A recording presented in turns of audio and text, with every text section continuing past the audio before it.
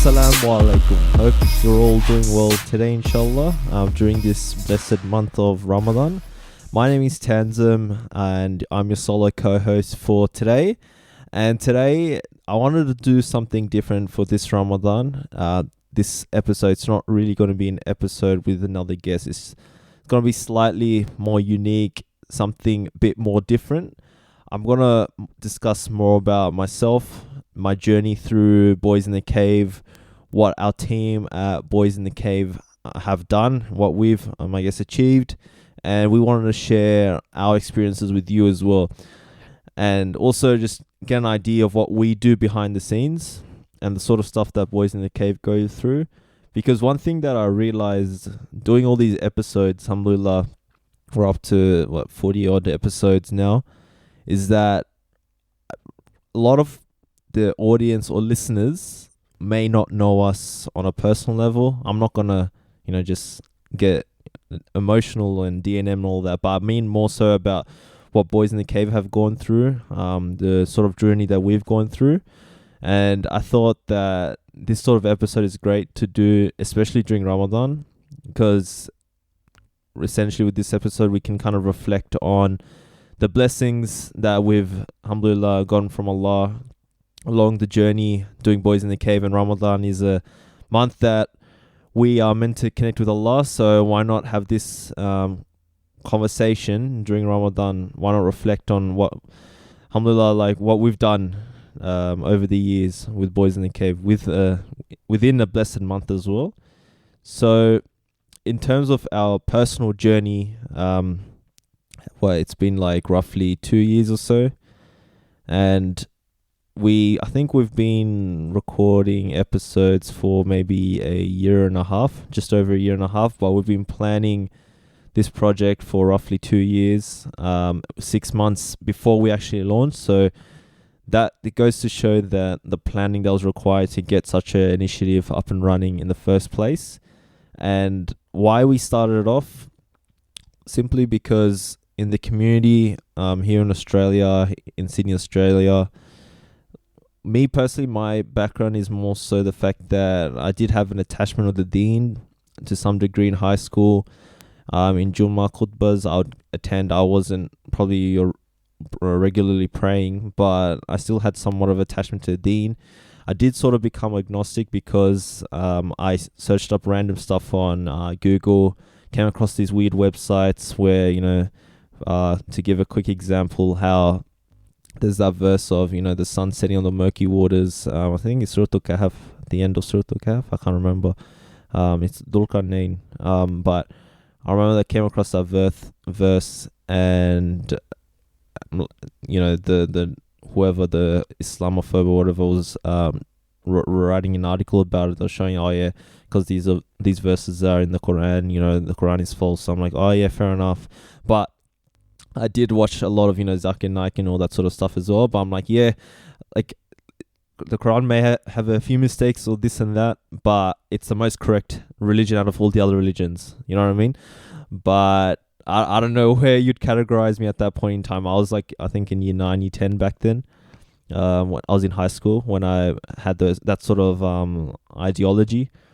And it took me a while. I had to really search and dig deep, listen to conversation. Then I'm like, okay, no, those queries or whatever those non-Muslims came up with in terms of trying to combat Islam, those contentions, they were handled with, and they were essentially wrong, right? So that's how I got into Deen. But it took ages. It took ages for me to really sift through, readings. I got in touch with people. I'd be watching a lot of stuff on YouTube, and then I got in hold of Speaker's Corner videos, and really watched a lot of videos, did my investigations, understood what science was, and I did believe in God, but it was a bit more so about, which religion is correct. So because of my personal experience and what I've gone through, I had to unlearn, relearn. I had to really think and contemplate. I had to cut off friends that I grew up with, mostly non-Muslim, but even Muslims that are off the deen, and they're kind of a bad influence on me. not pointing out anyone's in particular. I hope no one thinks, whoever knows me personally, they don't think I'm having a dig at them. I'm just saying, like, those influences that sort of had a stranglehold on your life, I sort of had to let them go. And that alhamdulillah, like, it worked out. When I had certainty in Deen, I really did the investigations, and it was after that point, and I think I was like probably second year uni, or maybe end of first year of uni. That's where I'm like, okay, alhamdulillah, like, Islam's the truth. Iman's good. You're all in the G. You're all in the all clear. You're ready to become proper practicing Muslim, yeah. And that's the bar I was at.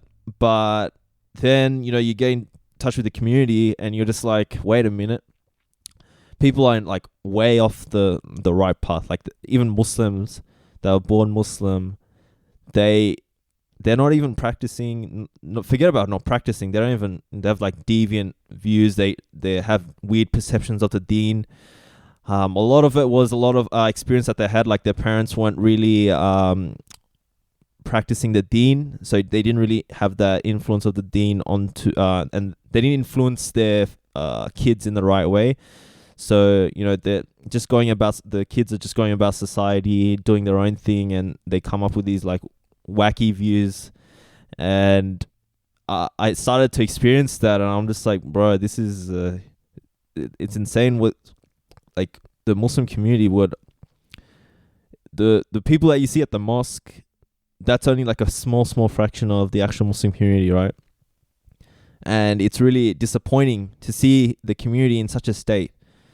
And I felt personally, and through the journey that I've been through, one of the main reasons as to why that's the case is because, like, a big factor, I don't know if it's the main one, but one of the big factors is that they don't see Islam as a religion for smart people, or a religion that fosters intellectual thoughts and ideas.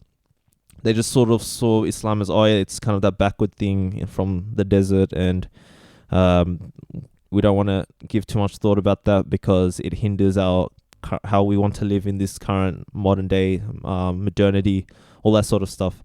So when I started to realize that is possibly why the Muslim community as a whole is not really on the Deen, that's where I'm like, I need to do something, right? I need to do something. And how I started out, just, I had not really a big social media following, but I thought, why not just put out my Muslim intellectual thoughts onto the web, right?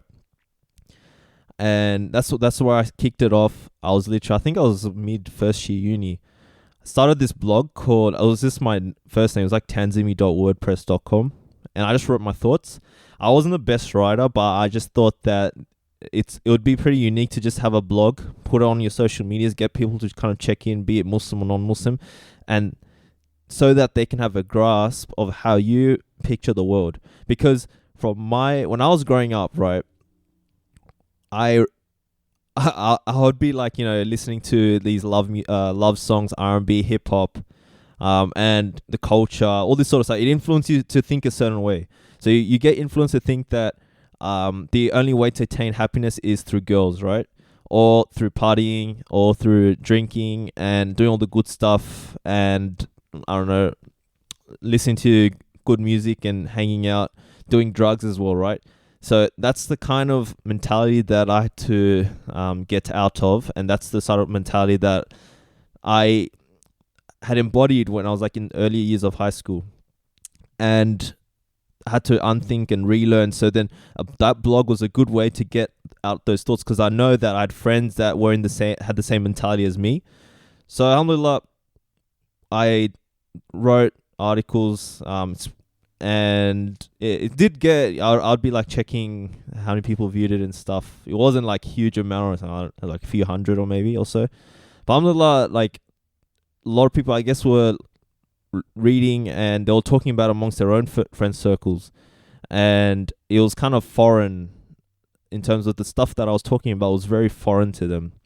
But they saw some, I don't know, there was like some intellectual thoughts and ideas that really made them think. So I guess that I did my part in doing that, because the idea of gratitude, loving Allah, even though it sounds simple as from if you grow up from a Muslim household, it's like it's a complete foreign concept to non-Muslims essentially, and even for Muslims that didn't actually grow up with the Deen. So did that. Then I had another friend.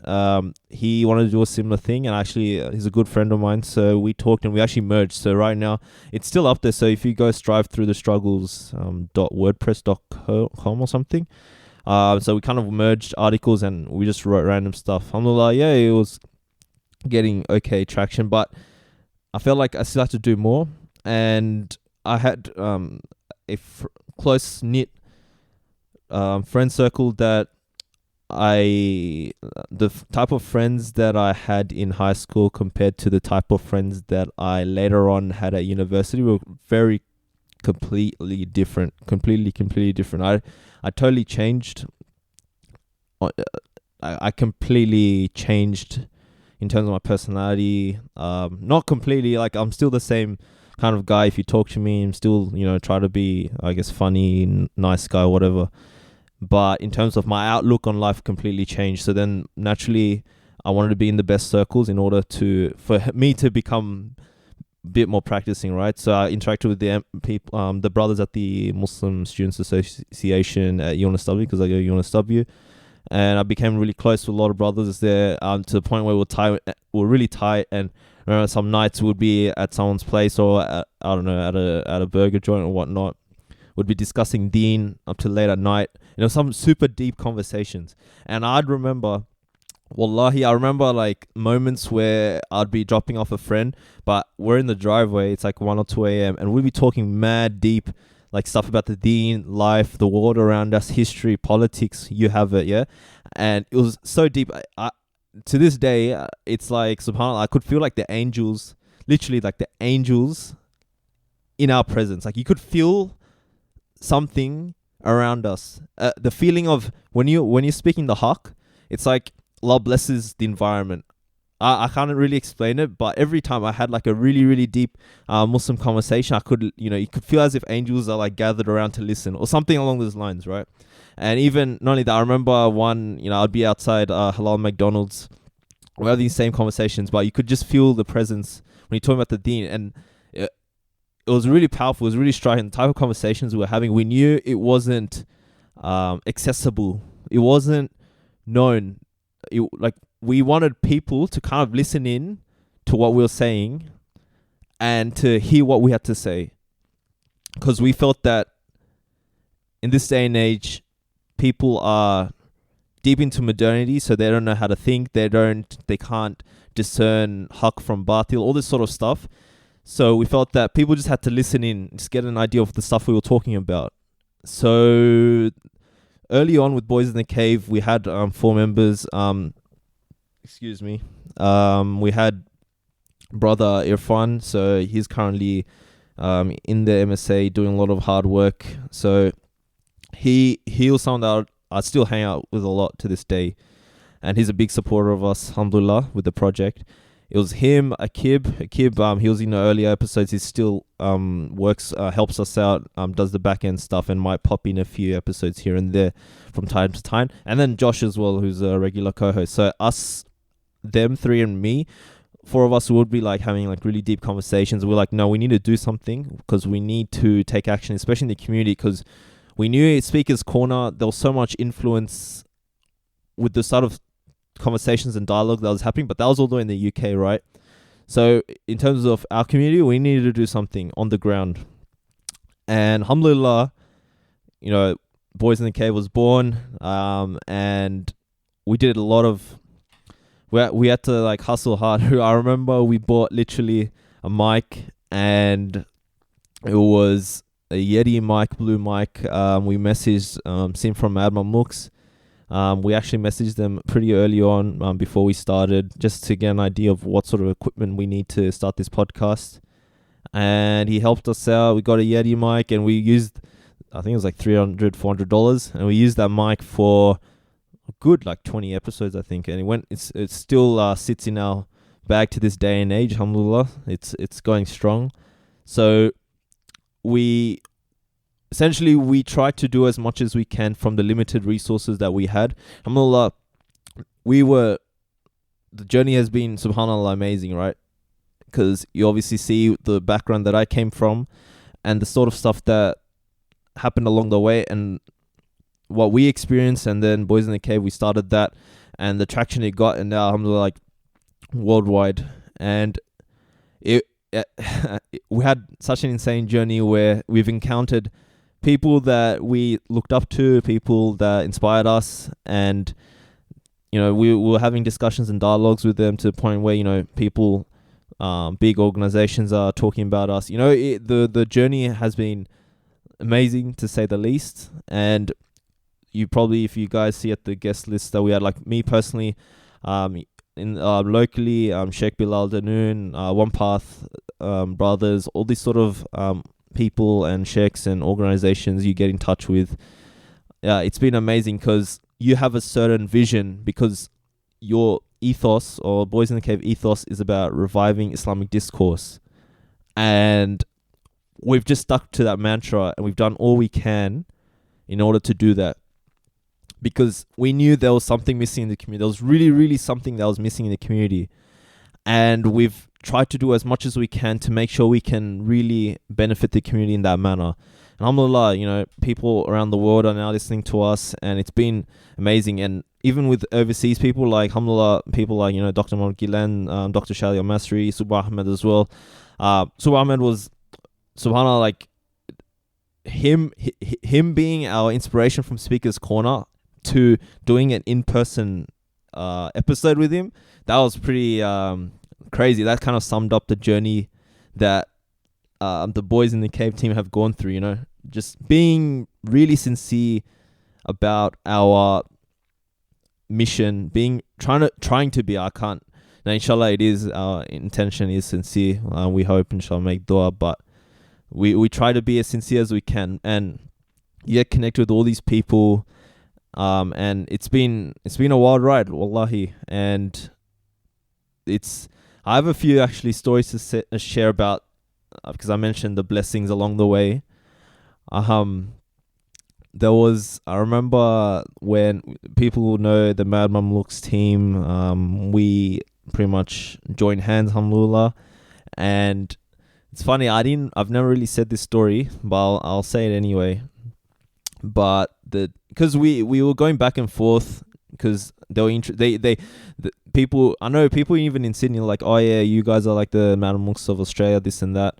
So we came off as that sort of Mad Mamluks vibe, but it was just in Australia. I guess because our mission, our vision are kind of similar, right? We want to elevate Islamic discourse and talk openly about certain issues, all that sort of stuff. So the day that Sim or Noreen from Al sent an email to say, oh, you guys want to join hands, I remember I was like taken aback. I was like, oh, subhanAllah, like they are actually an inspiration for us to do our project as well, right? Especially for people like Josh as well. I know he was a big listener to Mad Mamluks before he started, all that sort of stuff. So to have them, tell us that for us to join hands with them, it was amazing. I remember the stories that I got the email as I was walking towards my car going to work. It was like, I don't know, 6:30 a.m. or so. And that was a big moment, because you don't just want to accept and say yes. You got to think it through, like what are the pros and cons? Will our vision, are they truly aligned? Will everything work out? This and that. And I'm driving, and that's all I was thinking of, like, should I accept? Should I not? What should we do? And I remember I was really thinking hard. I'm like, is this the right choice? Should we join hands? Should we not? Really thinking hard and deep and contemplating and whatnot. And as I'm driving up the M5, so the train station is, I think, maybe 15 minutes drive. And it's just a highway, so you don't really see the number plates of cars as you're driving up the highway. It's only if you're bumper to bumper you kind of see or have a look at the number plate of the car in front of you. And as I remember I stopped at like a light turning right, which is like literally right next to this station. I look up the number plate in front of me and it said Sim.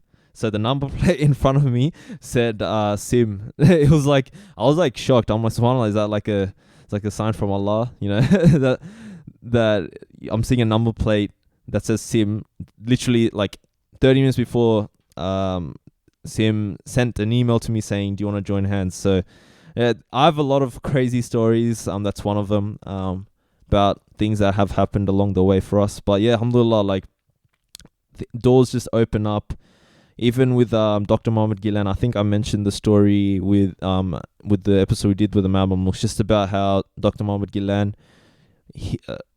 we really wanted to interview him. So somehow, subhanAllah, like he was in Canada. From Canada, he came to University of Brisbane, so Queensland, University of Queensland. So he lived in Brisbane, and somehow he ended up doing a discussion panel at our uni. So I actually ended up connecting with him, and we ended up doing our first episode with him through that way.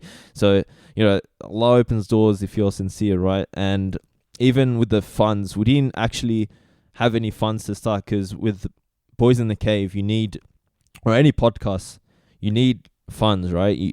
If you actually upload the video, the podcast, you have a hosting website.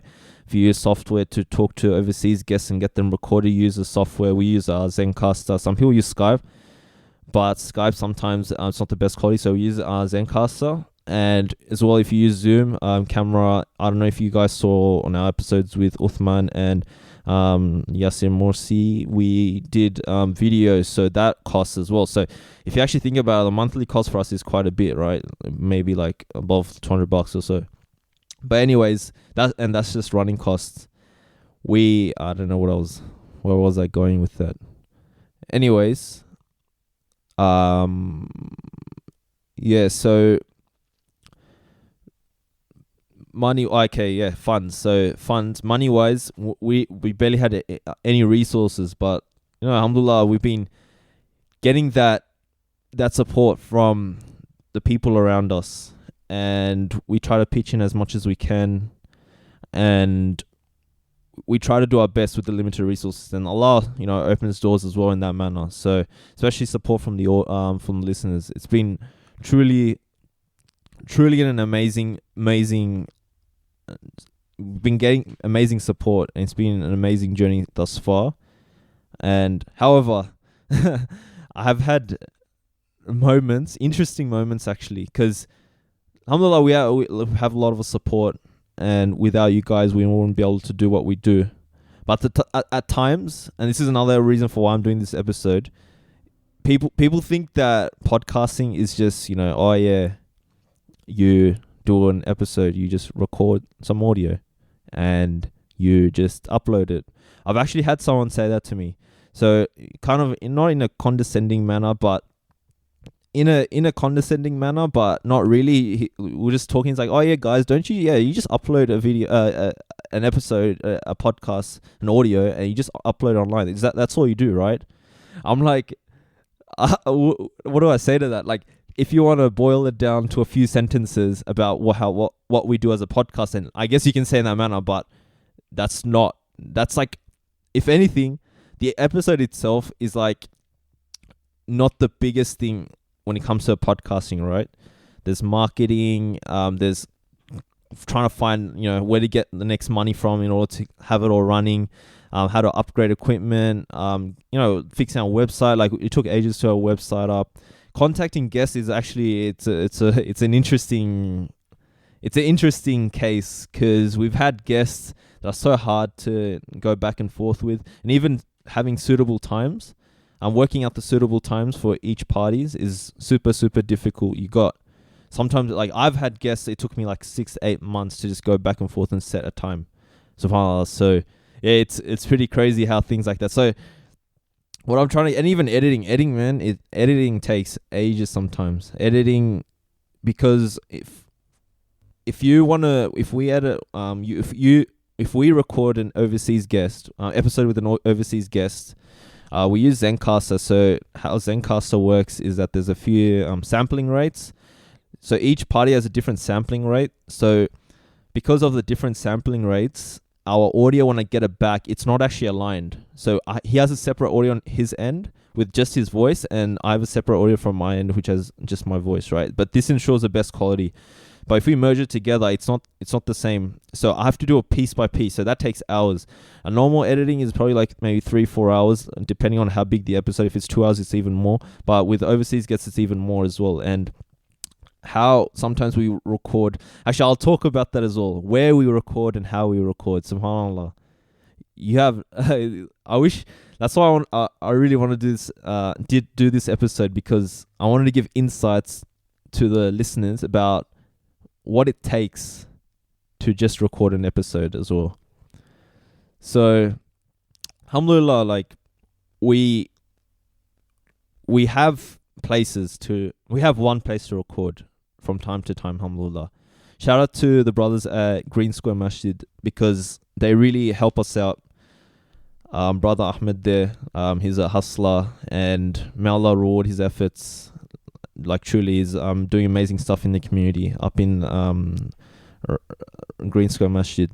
So there are like some rooms in the back of the masjid that we do use. But the kicker is, if there is like, I don't know, class, which is like Saturday, Sunday mornings, other events or whatnot. So obviously we can't use the rooms, right? And fair enough, it's priority with the masjid events over. He's doing us a favor. So we can't, sometimes if you're trying to liaise with the guest, you have to try to find a suitable time.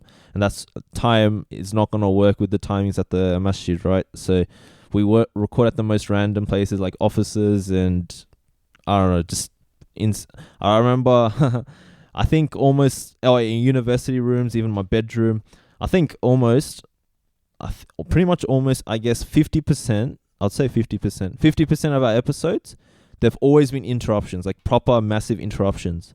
Like people walking in because we're in a university. I've even had times where I was recording an episode in a university room because there was nowhere else to do. And it was like we just had no place, right? We were doing an interview and a class walked in, so we had to like pause and this and that and get out and find another place and this and that. You can imagine like it's insanely stressful, and it looks bad on our part simply because the guests, it just looks unprofessional. And that's one thing that we do want to work on when it comes to our interactions with our guests. We want to be a bit more professional in that manner. Like especially with episode of Subha Ahmed, we did in his hotel room. I remember when I was doing Dr. Shadi's episode, it was like 3 a.m. We did it at my place in my bedroom. And my mom's getting up for work and, you know, it's Fajr time and whatnot. And 5 a.m. me and Josh are recording really into the episode. My mom just like walks in, boom. Oh, son, do you want your paratha dim? For those subcontinent people, paratha dim, this is like bread and egg pretty much. And yeah, that that had to like get out of the room, this and that, and work things out. But that's just this. I remember even Sheikh Omar episode. We're in his Masjid Al Nur. We're in the back of his office, and I'm not even kidding. I think 6 times, like proper massive interruptions. Like we had to pause this and that. So the editing becomes even more like crazy as well. And even sometimes the guests, we only can record like certain times, and they happen to fall in Maghrib times, especially with the locations. We can only do at this place, so we can only record at this time. So like a lot of episodes, we like pause, we pray Maghrib and this and that, and then if there's a class, we move classes, and then we finish the rest of the episode. But alhamdulillah, like we edit it in a way we can't notice. So those are the sort of crazy stuff that we've gone through, alhamdulillah. But we've really still gone strong, alhamdulillah. But it's not easy. It's sometimes a struggle. But you just have to you have to know that you're doing it for the sake of Allah, I guess. And the problem with these sort of initiatives is that, alhamdulillah, you get people reaching out saying how the content influenced them in a positive manner. It does play up with the ego a bit from time to time. But it's always you have to check yourself, always be humble, and you don't think big of yourself. What I've realized when you interact with these guests, especially, and people that I interact with, especially with the listeners, right? Majority of the listeners probably be even more into the deen and more, pious and knowledgeable than we are. You just got to check yourself. Be like, we're just being. Allah sort of gave it to us, so we have to. Doesn't mean that we're better than anyone else. You know what I mean? It's just a platform. We do our thing, and that's it. So you can't think highly of yourself. But alhamdulillah, like the whole journey, you just have to keep hustling, because Allah opens doors. We didn't have the money. Somehow people chip in here and then. They help us, support us, and we started with like a $200-$300 Yeti mic, and alhamdulillah, like we try to contribute out of our own funds, and we get help from others.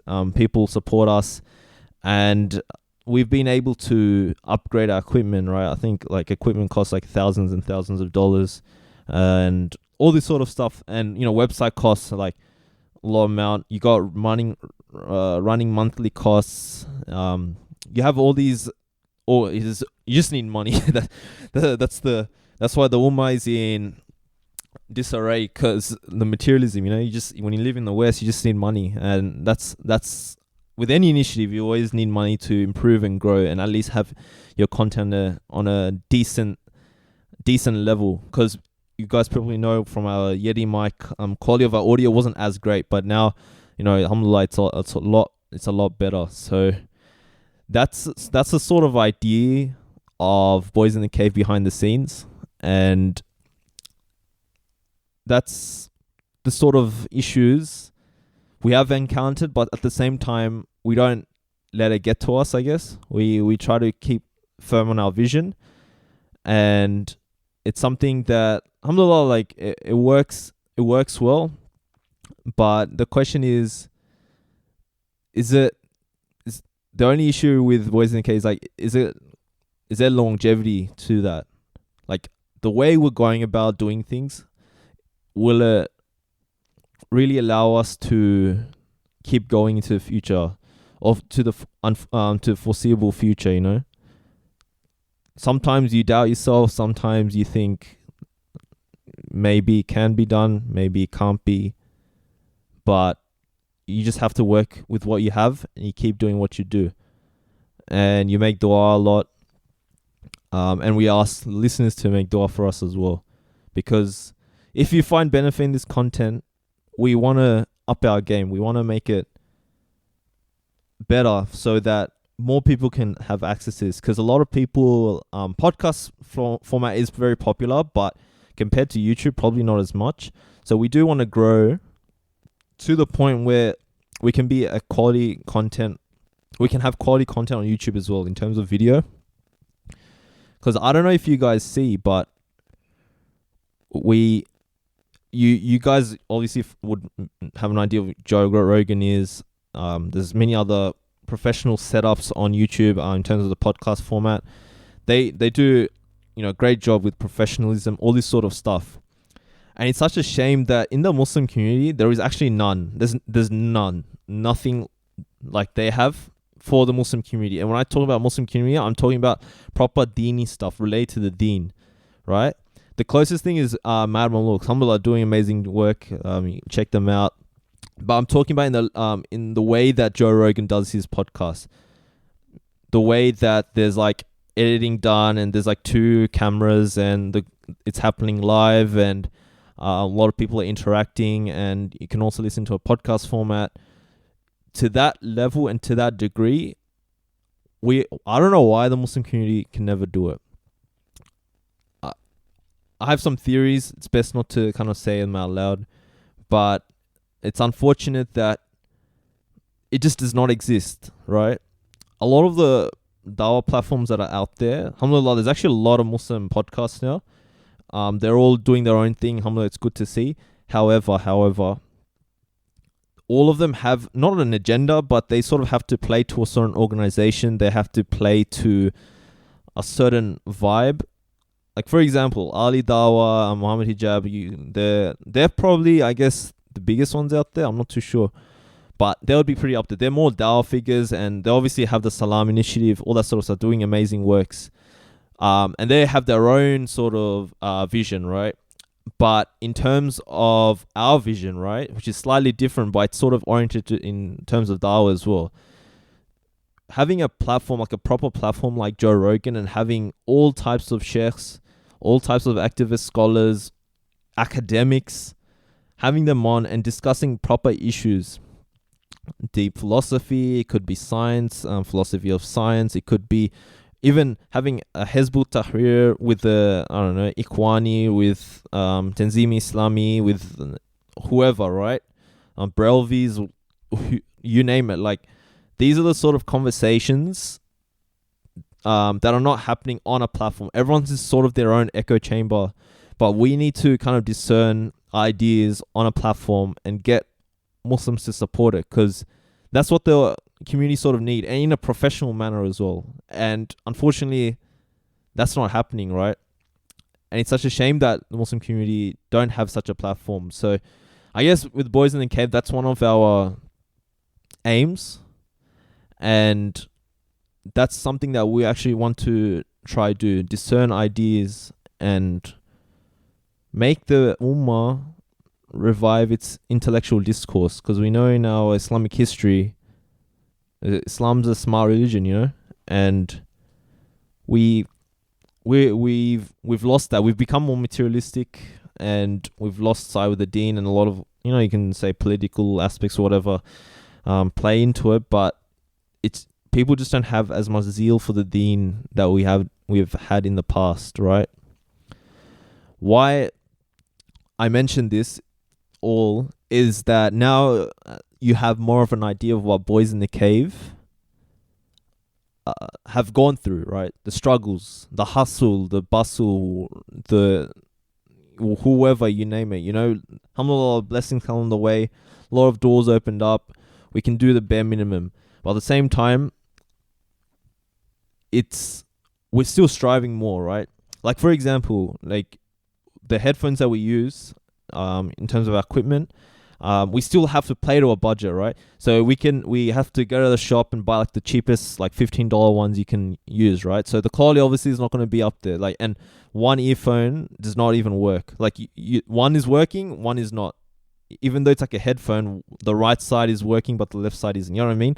So, however, even those struggles happen, we're still trying to hustle and bustle to get quality up there and to make things easier, because we do have a vision, and we hope that the audience sees it as well, and the audience can see what we are trying to do, and also see that there is inshallah benefit from this sort of project, right? So where I'm getting to now, right?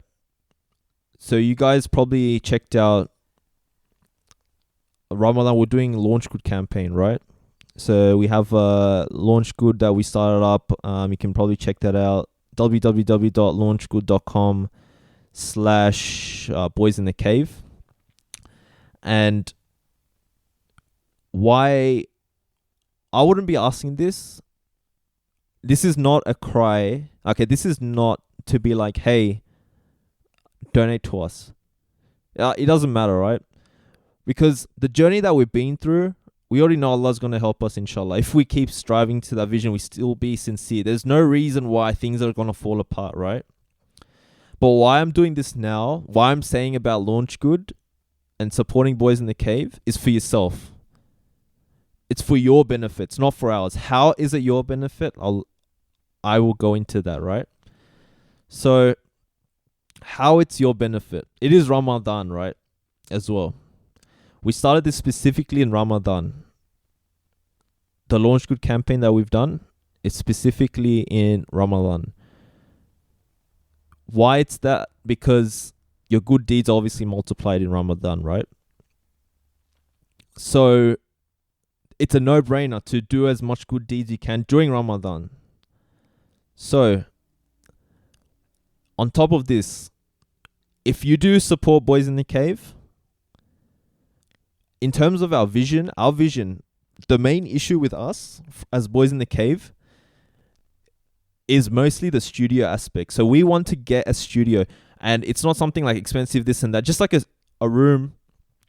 That's our vision, right? And I'm not saying this as like, oh, please give us money. We want to get a studio and we need your support. That's not the issue, right? The issue is like, it's your good deeds. You will get the good deeds out of this, supporting us, right? And then in the process, we can improve our professionalism with our guests by having our own little space where we can record. Because as I said, the struggles have been insane. Wallahi, 40 episodes. It's not going to last. Like, if we keep doing it the way we're doing, how back rooms or masjids, my bedroom, this and that, it's never going to be a project of longevity. It's unsustainable. I'll just put it, wallahi, it's unsustainable, right? So this is how you guys can help us, inshallah. I'll give you, by supporting us in Ramadan, it's pretty much one step closer to Jannah. Wait, what? One step closer to Jannah. You heard me correct, ladies and gentlemen. One step closer to Jannah. I'll tell you how. How it's a benefit for you. I've got some hadiths here, right? I'm going to hit up them hadiths. So, I think it's a hadith. I don't know if it's a Quran ayah. Anyways, I'll say this. I think it's a hadith. It's a Quran ayah. I don't know. Probably search this up later. It's a Quranic ayah. Anyways, believe in Allah and His Messenger, Muhammad sallallahu alaihi wasallam, and spend of that whereof He has made you trustees, and such of you as believe and spend in Allah's way, there will be reward. So that's just a general reward you'll get from donating, right? But it doesn't stop here. Here's a hadith, right? It was narrated to Abu Hurairah, may Allah be pleased with him, that the Prophet Muhammad sallallahu alaihi wasallam said, there is no day on which the people get up, but two angels come down, and one of them says, O Allah, give in compensation to the one who spends in charity. And the other says, O Allah, destroy the one who withholds. So that's pretty, you can see how important charity can be for yourself, right? So that's pretty huge. Doesn't stop there, right? As I said, it's Ramadan, right? So you get immense rewards for donating. There is another hadith. The Prophet, peace be upon him, said, the best charity is that given in Ramadan. So that's why it links with why we started this Launch Good campaign during Ramadan. It's for your benefit. How it's your benefit, I'll actually delve a bit more deeper. I've already laid out the benefits in terms of rewards. But here it goes, right? This is another hadith. On the authority of Abu Hurairah radiyallahu anhu, said that the Messenger of Allah sallallahu alaihi wasallam said, when a person dies, his deeds come to an end except for three: Sadaqah Jariyah, a continuous charity, or knowledge from which benefit is gained, or a righteous child who prays for him. So I want to hone in on the second part, or knowledge from which benefit is gained. So when a person dies, his deeds come to an end except for three, and one of them being knowledge from which benefit is gained. I want to hone in on that, right? So what's Boys in the Cave about? We're pretty much about reviving Islamic discourse. That has, I guess, inshallah, benefit. Intellectual discourse, Tulma sort of lacks it. We're trying to fill that void, right? So what essentially it happens is, by you donating to a project, you'll be accumulating rewards every time someone listens to the content and benefits from it. Because if someone benefits from it, they may transmit that knowledge to other people and pass it down. And if you actually think of if you zoom out, if we're zooming in and we zoom out, that knowledge will be passed down from generation to generation. So this podcast is on a platform. It's all on all platforms. It's on the internet. Every time someone tunes in for just a little bit, for just a few seconds, they're literally benefiting from it, right? Because we're just laying the foundations of Islamic discourse, intellectual discourse. So in the future, inshallah, when we die or whatever, people listen to our stuff, they'll build off what we did, right? So we're laying the foundations for the future generations. And your support and your donation will mean that every single piece of information that someone benefits from keep in mind though, our dedicated listenership is in the thousands. Yeah, you'll be reaping rewards for it till the day of judgment, according to the hadith, right? If you actually contemplate on that, if you think of that, subhanallah, to donate to this sort of initiative in Ramadan with these sort of rewards, you can think about the immense rewards you'll be getting. Immense, right? Subhanallah. Like, it's amazing. And not just for just donating to our cause, just donating in general, but I'm just honing in on our project initially. The benefit that it is for the listener someone that donates to us is just truly amazing. Okay, there might be that question. People are like, yeah, like I get this charity and helping our boys in the cave, but I'm top-notch Muslim or Muslimah. I'm hectic. I get the full, I give our full charity all the time to charities like, I don't know, food drives and people that are dying in Muslim parts of the world. So, I find my money worthwhile giving it to them. People are struggling. Just some random Islamic initiative, right?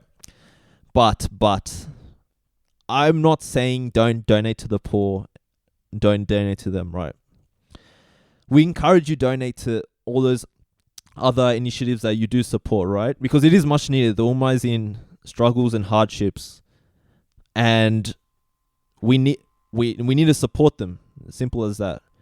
But if you have that mentality, that every time you give charity, you only give it to poor people or only to the struggling Muslims, that little bit of charity you give, like for example, if you had like $50, $100, right? If you only give every time you give $100, is that only to poor people?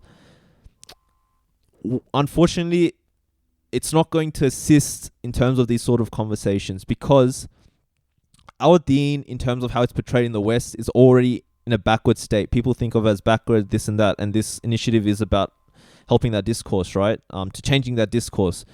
So we won't have, as I described with the Joe Rogan example and how Muslims are always behind, we just never have those resources to portray Islam in the manner it should be. We're inundated, living in the West, not just in the West, everywhere in the world, with kufr ideologies. You know what I mean? It's a struggling, the Muslim Ummah in an intellectual state, in a materialistic state, whatever state. We are struggling on all fronts. We're not just struggling in just poor people, right? And we should obviously definitely help them, but we should be trying to assist and do what we can in all fronts, right? So it just seems like in a more intellectual state, we're 50 steps behind compared to everyone else, right? In terms of resources, what we can do, and what we can put out, I guess, on the internet. So that's why the hadiths are there, right? To not just say that only donate to the poor, right? There's other ways of doing sadaqah jariyah, and the hadith about having good deeds accumulate till the day of judgment is through other initiatives, helping out other organizations, right? So as I reiterate, of course, donate to other initiatives.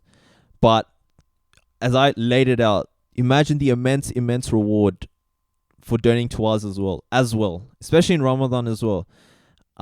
You'll be accumulating so much. It's not a benefit. As I said, if you don't want to donate, don't donate. Like, whatever, right? Inshallah, we hustle and struggle. You just have to be worried about our intention, and we'll get there, inshallah. We will try to build a studio. Studios are like what? I think even a small room, especially in Sydney, we need our own space where there's like no noise and all that sort of stuff, right? Because even when we record, there's like all these noise that picks up from the background. They have to sift out because of the location that we're in and people and this and that. You guys might not, alhamdulillah, we have a good editing team, so you can't tell as much in the actual episodes. But to go to the next step, we need our studio where we can do all those recordings, but also turn video and be professional and have a proper setup, inshallah, in the future as we slowly try to build. So if you don't want to donate, that's fine. But look at all the plus and all the benefits for you. Yep. So that's why you'll be, why waste an opportunity to help out Boys in the Cave this Ramadan? So I have another hadith as well. I'm not done.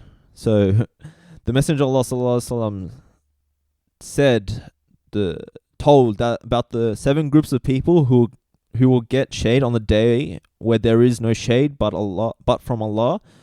That is the last day. One of the groups is a man who gives charitable gifts so secretly that his left hand does not know what his right hand has given. So in the Launch Good campaign, you'll actually have an option to have like an anonymous kind soul. So you got that option. Look, the good deeds are just boom, boom, boom, adding up, right? For you, yeah. And even with charity, people know there's like literally a gate in paradise for people who give charity as well. And lastly, I might actually kind of end with the hadith quotes on this one, but Messenger of Allah sallallahu alaihi wasallam said, charity never decreases wealth, rather it increases. So it's not just one time Rasulullah sallallahu alaihi wasallam is saying increase, it's saying 3 times. Increases. So don't think of that when you're donating, you're seeing it as a loss. You're already having all those benefits of all those good deeds, especially in Ramadan. And even I think it was like roughly 70 times more rewards, right, during this month than outside of Ramadan. So to lay it out for us, right, if we want to take Boys in the Cave to the next level, if we want to take Boys in the Cave to and achieve the vision that we have for the Ummah, money is required, right, by default. In order to get that level of professionalism, to have that set up, inshallah, go YouTube video, professional, have editors, have a marketing team, you need pretty much money, right? So we have the aim for this Ramadan, right? I'm trying to aim for at least $10,000. So we need, I've worked out the maths here, alhamdulillah. We do use the calculator and all. So we need 100 people to donate $100. So our viewership is way more than that, right? So I made it pretty reasonable. 100 people to donate $100 US dollars. 100 people to donate $100 US.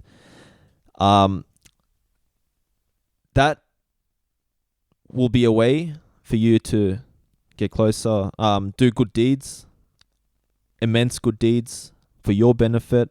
And at the same time, you'll be helping an initiative like ours as well, just as a side benefit. But that's not your main concern. But obviously, if it is, then it is, inshallah. But how we want to break it down, 100 people, $100. Because there'll be more rewards, inshallah, in the last 10 nights of Ramadan, right? So we actually recommend, if you want to donate $100, that's cool. But if you want to break it down and get more rewards, we recommend you donate in the last 10 nights of Ramadan. So if you donate $10 every night each night in the last 10 nights during Ramadan, there'll be even immense rewards for you. Yeah? Monumental. It's about, I think, maybe 700 times more rewards, all this sort of stuff.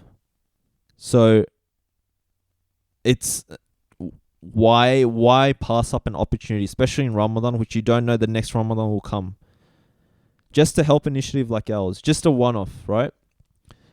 The reward is with you. I can keep going on and on, but literally there is no end to the amount of hadiths I can state about this. But as I said, I don't want to make this a plea. I'm making it for yourself, your benefits, inshallah, if you do support a project like ours. Because as I said, it was more opening up about stuff that we do, because we realize that as Boys in the Cave, people don't really have an idea of the stuff that we do behind the scenes. You know, we just do an episode, we posted this and that, we go about life, right? But this is one, I wanted this to be a bit more different, right? So if donating $10 each night over 10 nights during last 10 nights of Ramadan, the $10 that you donate in one night could be worth maybe even $7,000 in the sight of Allah, even more, who knows? So all the benefits is with you. So inshallah, may Allah reward you. We need 100 people, right? That's the aim, inshallah. 100 people, $100 each. So what I'll do, the link I think is launchgood.com/boysinthecave. I'll put it links in the show notes as well. You can click on it. We did a pretty cool video as well. It might give you a bit of an iman boost. So might want to check that out. But inshallah, if everyone can just like pitch in and help out with their own good deeds, then inshallah you'll be rewarded. So Allah will reward you. So according to the Quran and the Sunnah as well, and all the statements. So I'll put the links, inshallah. You can check out the cool video that we did. I really enjoyed it. I've actually had people in the past say they enjoy like one-on-one episodes as well, a few of one-on-ones that we've done. So this was just by myself. It feels a bit weird, but it wasn't too bad. It gives, I don't know, it helps me learn skills, I guess, doing this podcasting. But inshallah, you guys can check it out. And for our listeners, thank you for giving us your attention. If you have any questions or comments, feel free to email us at info@boysinthecave.com or find us on Facebook, and you can follow our journey through Instagram. Please leave a 5-star rating on iTunes, as that greatly helps us. So you can leave a comment on our Facebook as well, email as well, info@boysinthecave.com. What else is there to say? I think that's pretty much it. Inshallah, everyone enjoys the Ramadan. I'm sure it's a struggle for, I know, UK listeners as well.